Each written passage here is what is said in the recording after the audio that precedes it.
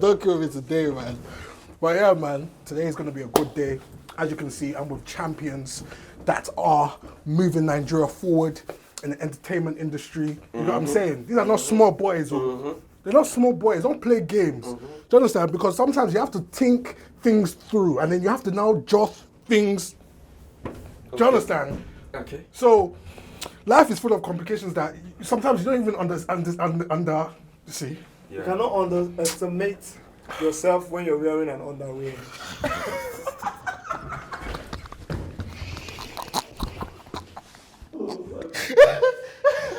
I can't even deal with this guy.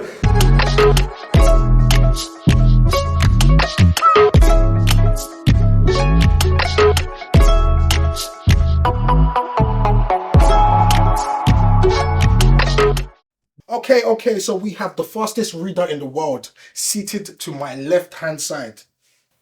This is Josh2Funny. We also have Bello Kreb. The slowest reader. The slowest reader in the world. Yeah. Yes, how are you? How are you doing? More right, I'm good.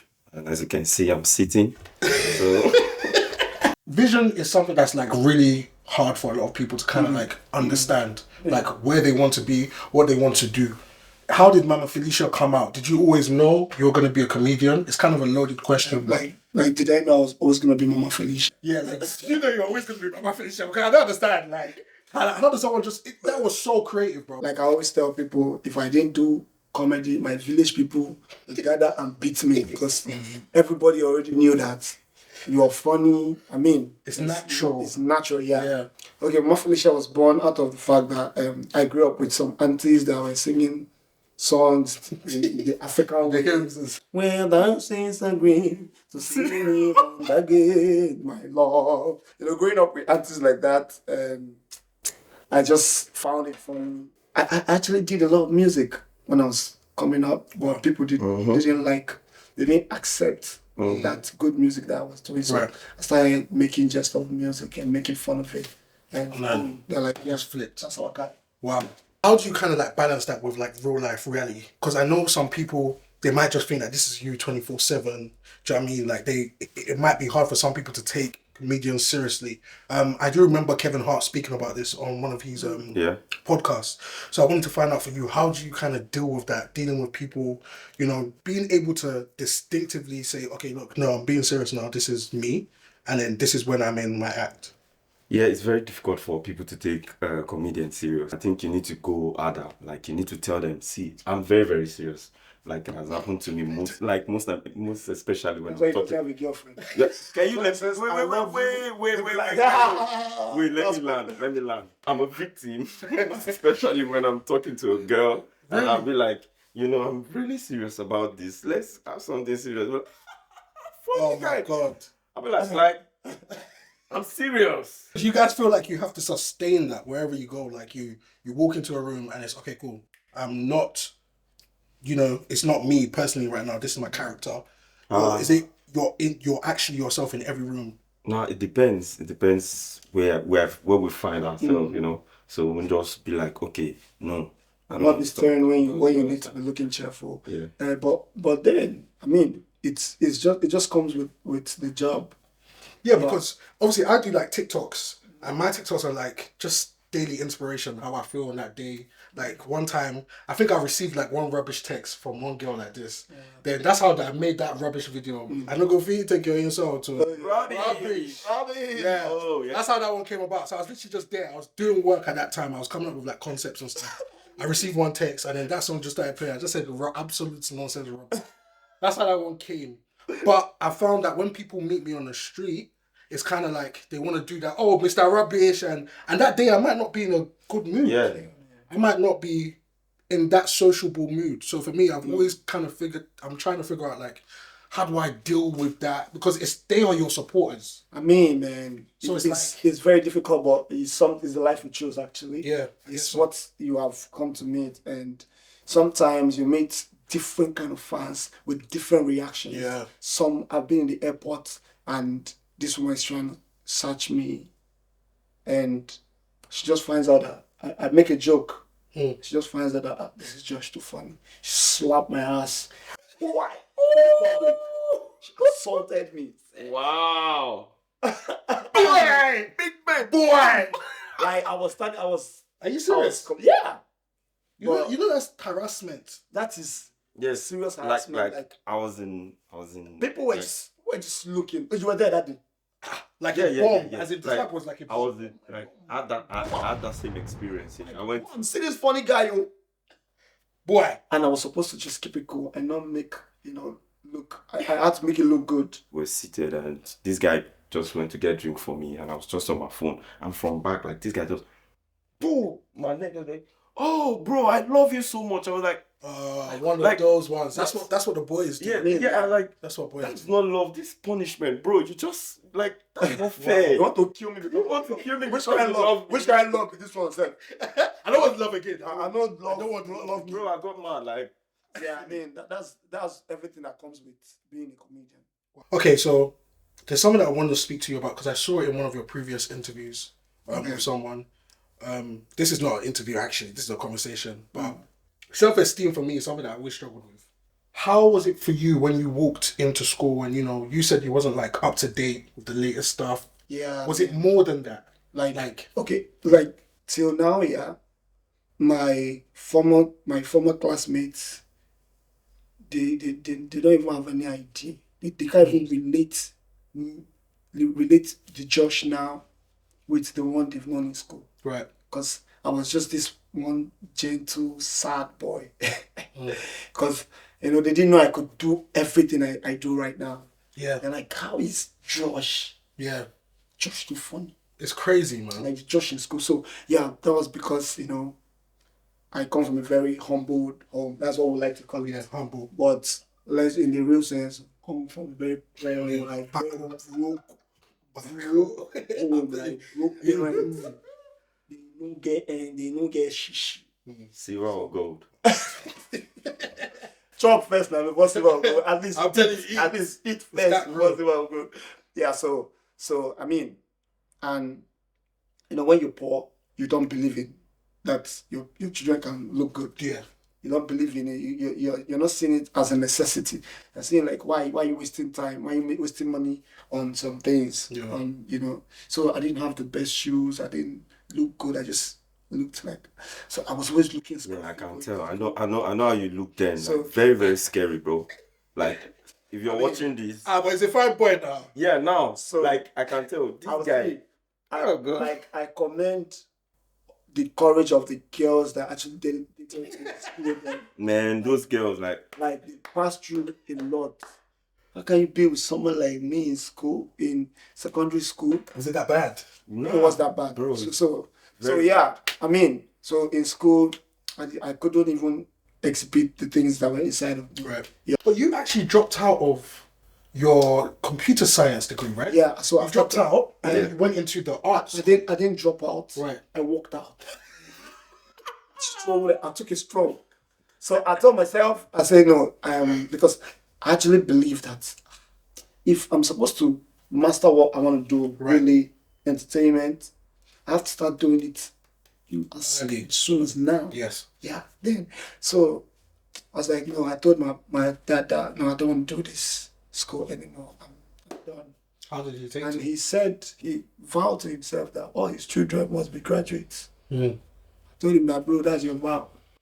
I'm telling you. Between me and God, I don't want to be graduates. I'm telling you. I just want to master my craft. Yeah. And I just understood. I don't know how I got that courage. Right. Then I left. So now after much, he can't really fight so much because he doesn't have the money to send me to the school. So yeah, so he allowed me the condition that I just finished technical school. So I did computer science. After computer science, he sent me saying, you need to go and learn photography. So I did photography for like 2 years.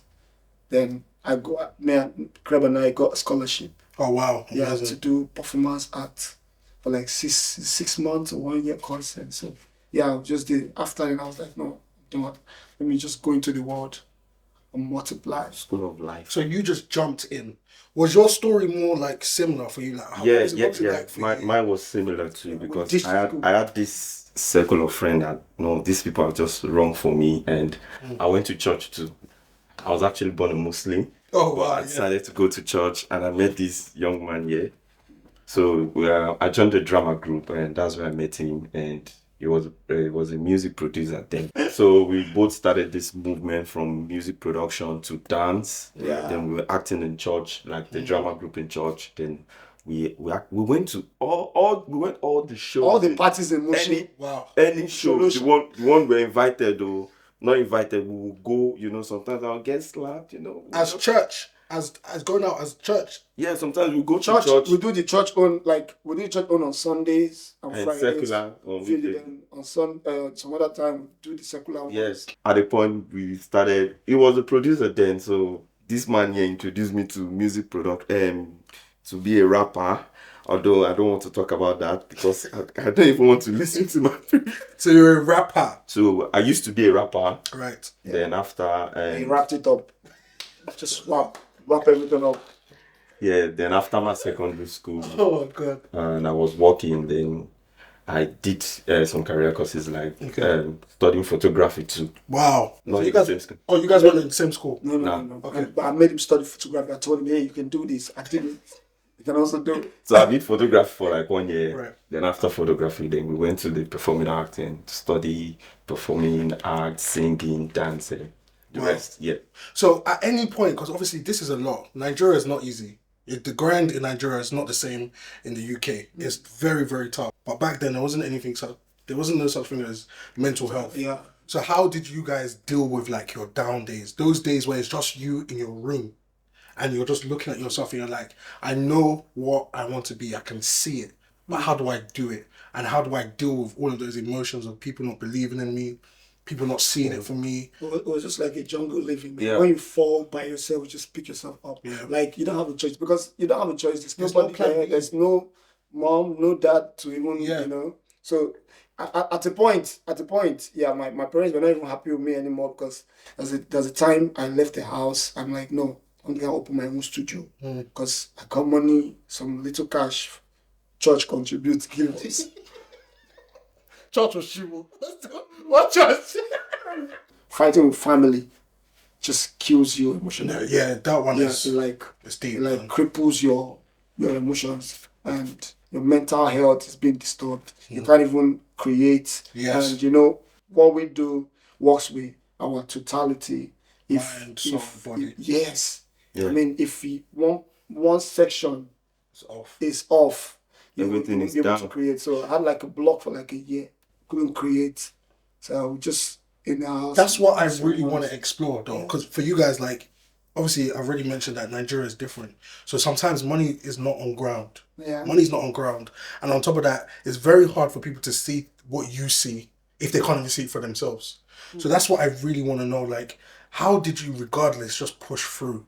Like, what was that thing that you kept in your mind that just allowed you to push through? Yeah, for me, I think we know where we're heading to. Right. So we know we've got an aim, and I think let's just keep doing this, good or bad. Don't stop. So like most especially, yeah, a lot of people already think you're gonna fail. Yeah. There's no encouragement from anywhere, and some other people believe in you so badly. So you need to prove everybody either right or wrong. Okay. So that urge to just let you guys know that, hey, can you see we made it? Yeah, we're doing it. After everything, we made it. So that urge kind of kept us going. Like there were times when we went to shoot some of our stuff and everything just got destroyed.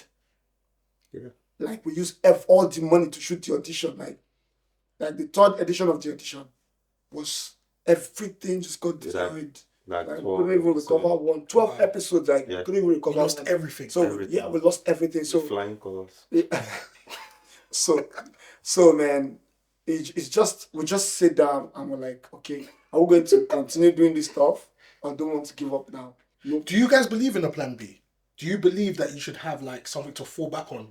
Because me personally, I feel like if I'm walking somewhere, when I'm driving somewhere, I don't put on my maps that, oh, maybe I'll go here in case I don't make it to this destination.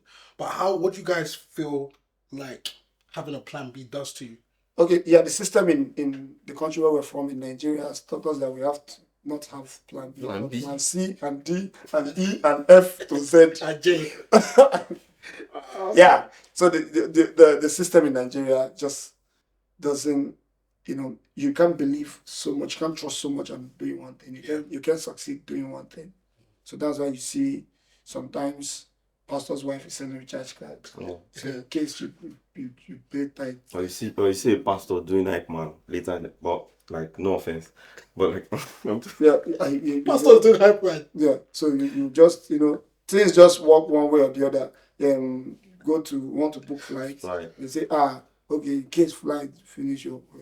That's why you see a lot of entertainers. They have businesses on the side. Yeah. Where did you guys see yourself? Maybe like when you had like your first blow, when you had your first blow. Did you see further than that, or coming from where you came from, was that like, okay, yeah, I've done it now, I'm chilled, or is there still more? Well, if we actually thought it was it, I mean, we won't be here now. Yeah, but for the first time when we felt like people had already started accepting us, I just had that. I felt like I was responsible to a whole lot of people, Right. and I have to just keep Go going. And Yeah. I always wanted to just conquer my community. I wanted to just reach out.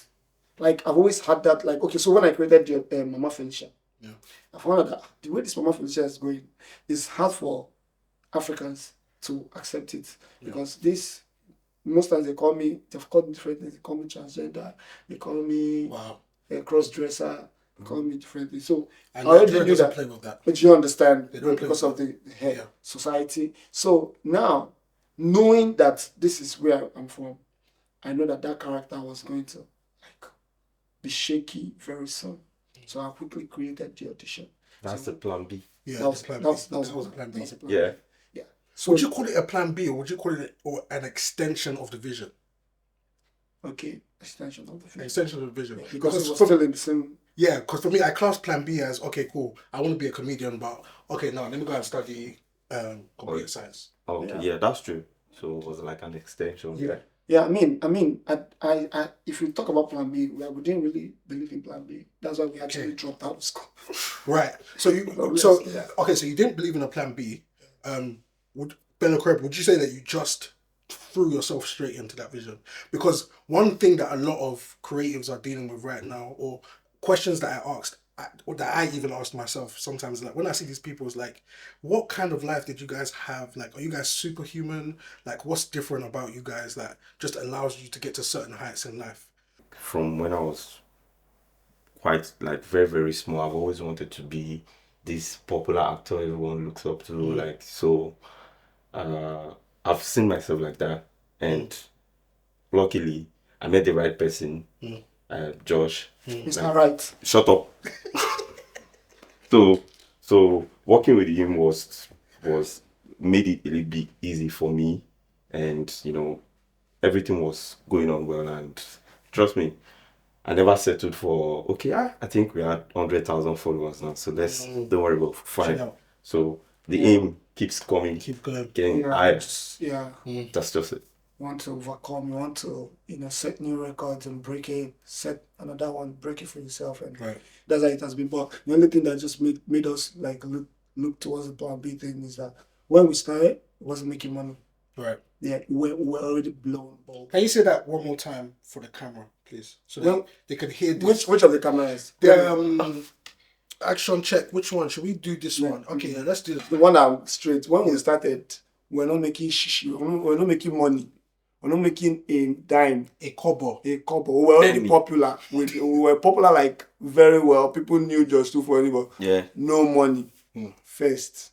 No money. Like what's trying to say in Nigerian version is that we were sapalized. Like there was no money. What's the definition of sapa for them? Sapa nah. No money on ground. There's no money on ground. Yeah. But the fame was there, so it was quite. We're struggling. I asked the question of, I asked a lot of people the question, do you really need money to start that business that you're trying to start, or to do that thing that you want to do? And a lot of people say yes. And for me, it's more of like relationships. I really try to push that to people, especially with creatives. I feel like UK creatives, I love them all, not to say anything bad, but I feel like there still hasn't been that join where we all just come together and network and actually just find out how to serve each other. And I feel like with that, there's so many doors that could be open. So hearing you say that is refreshing to hear. And it's hard because it's like, how do you do certain things? How did you come up with like the finances to sort out the audition? I'm sure that wasn't all money. I'm sure some of that was relationships. Yeah, I mean, it was not money because we didn't have anything. Like when we started, we didn't have No any sponsor, no money, nothing. no. Sometimes we stay at home, no food. Like it's that bad, like no food. So I mean, so it was just relationships, people, the few people that believe in you, what they can give. Okay, someone say, okay, I'm gonna bring this camera. Someone say, okay, I'm gonna give you a place. And I mean, we just The little the first support. the first season of the audition, the first ever one we did was just somebody that believed in us and like I saw the dream thing. I'm like, you need to do this. I'm like, oh wow, okay, God, I'm gonna make it happen. Give us the studio, so okay, record it. And because you are just too funny, Wow. I'm gonna give it to you free. And that was it. The first one, I put it up and nobody saw it. Eh? It was like two views. No, it was 3. Two views up. After all that investment of time and Do you everything, understand time? that's painful, man. Okay, so I want to move on to this last thing. There's something that happened to me recently, and it was like I was just sitting down and I was reflecting on all the people that would call my phone to be like congratulations or I need this from like maybe my recent successes or whatever the case may be. And some of those people are people that might have written you off. People that like when you used to be around them, it's like who are you? Like Talon Sorrow, like who's talking kind of vibe. But I learned recently that life is somewhat transactional in the sense that you can't take certain things personally. So if you were to walk past me and I didn't really greet you properly or something, it just simply means that you haven't got anything big enough or something that I might need. I might say hello, but that's just me. That's just casual stuff. Yeah. But for me to actually have a conversation with you, sure. you need to be holding something. It's normal, yeah. Do you understand? So, did you ever have that kind of like mindset transition where people who might have treated you bad in the past or just kind of dulled you kind of vibe? Did you have that transition where it's like, okay, I don't take this personally because I kind of understand that, okay, what am I actually offering the world for you to come to me? Or was it like you didn't really care? Okay, so my own philosophy is that I don't force anything. I don't force a feeling. I don't force love. I don't force respect. So I feel like if you need me, I feel like I have to prove myself to you. Right. I have to prove, like, I might be the only person that has not written follow back to anybody. I've not begged any, like, Follow no you matter back who on you Instagram. are, I think it's cringe. I've not written, I've not said follow me. I always just feel like I need to make you, I need to give you no choice but to follow me. There's no need. You don't need to beg or you don't need to just grab. Yeah, I mean, Because whoever is going to help you will still help you. So the only thing you can do is your best. 100%. So just yeah, doing just your best. put in the work, prove to them, like, man, you need me. Right. Yeah. So so when we started, there were blogs that you need to be on. Yeah. So we always to get you famous. We always tag those blogs, So after a while, tagging them to make them see. So when I got to a certain level, I'm like, no, I need to make you find me. Yeah. Just go and do for me. Let it be. Who is this Josh2Funny I've been hearing about? And that takes time, right? There's It no rush. a lot of patience. There's no rush. You need at to all. wait for it. It's a service at the end of the day. Like, how do you want people to feel when they see you? Yeah. That's something that I really try to put across to people. Everything you do, every single gift, and even you making somebody. I think they say that laughter is the best medicine or something like that. Yeah. I'm saying everything you do is a gift that you're meant to serve to the world. How are you serving people? Do you understand? That's something that I really try to let people know. But guys, honestly, this has been amazing. Thank you so much for your time. I really appreciate you. It's been lit. Now I just want to finish you guys on FIFA. That's how I'm feeling right now. Just destabilize your. All right. Oh God, just Ladies first.